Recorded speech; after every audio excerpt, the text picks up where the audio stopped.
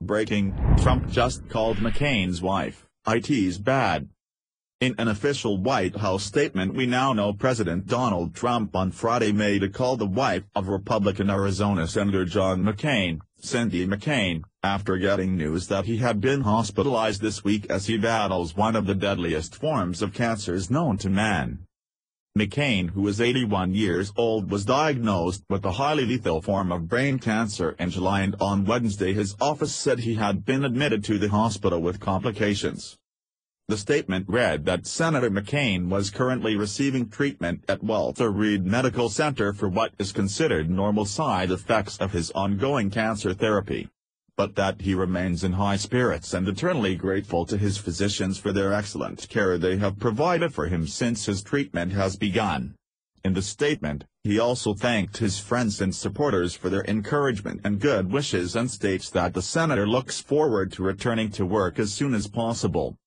McCain's Republican colleagues expressed high optimism that he will be able to make the vote on the tax overhaul next week, since senators must be physically present on the Senate floor to cast votes. Considering this time he will vote with the GOP, let's all hope and pray this is true. MSN reports.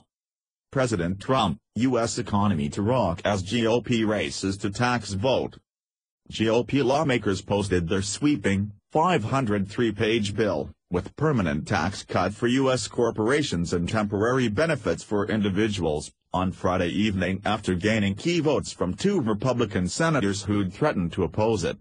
Now, with votes planned in the House and Senate by the middle of next week, Trump is closing in on his first major legislative victory. The bill, hammered out behind closed doors by Republican leaders, would slash the corporate tax rate to 21%, the lowest that rate has been since 1939.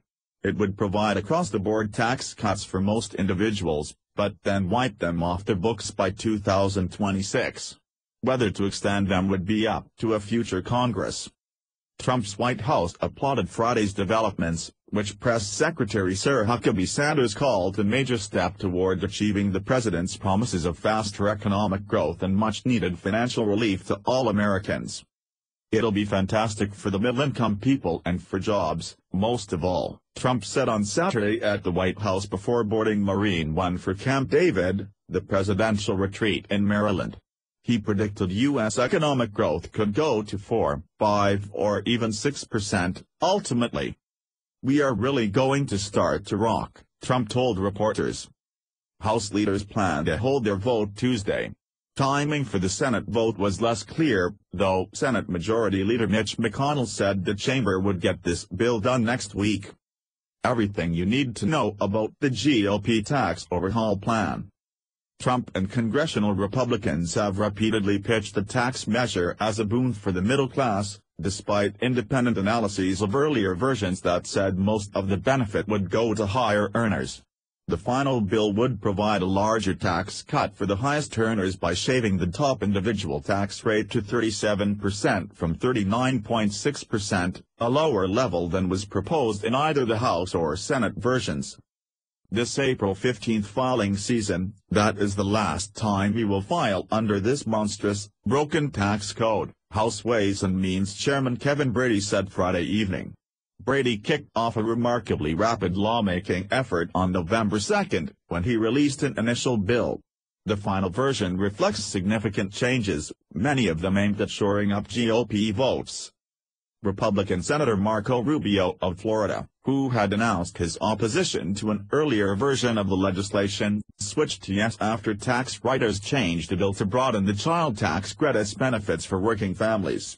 Rubio said in a Twitter message that the change is a solid step toward broader reforms which are both pro-growth and pro-worker. Major wins.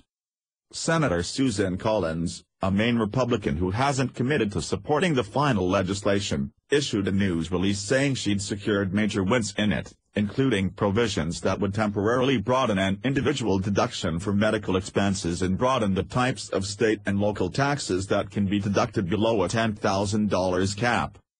Collins also seeks approval of separate legislation that would shore up individual health insurance markets, where experts say premiums could rise because the tax bill would repeal the Obamacare individual mandate.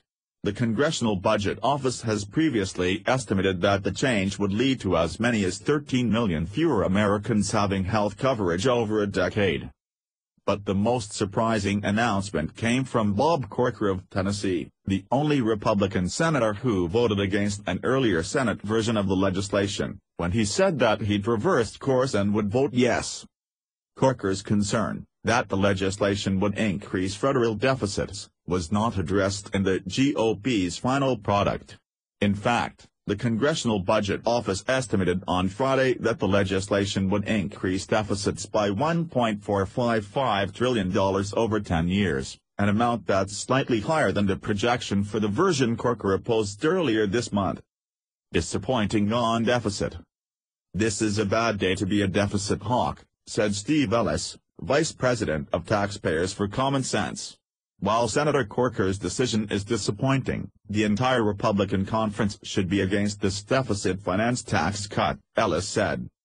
McConnell himself had stated deficit concerns earlier this year in discussing tax legislation. "It will have to be revenue neutral," he said in an interview with Bloomberg News. "We have a $21 trillion debt." By changing his position, Corker, who's exchanged bitter remarks with Trump over the president's personal style, cleared the way for the president's first real policy victory on Capitol Hill. Whether it will constitute a political victory remains to be seen. Public opinion polls have shown that earlier versions of the bill were unpopular, but Trump administration officials and GOP leaders predict the tax cuts, once finalized, will gain favor in 2018, ahead of congressional elections.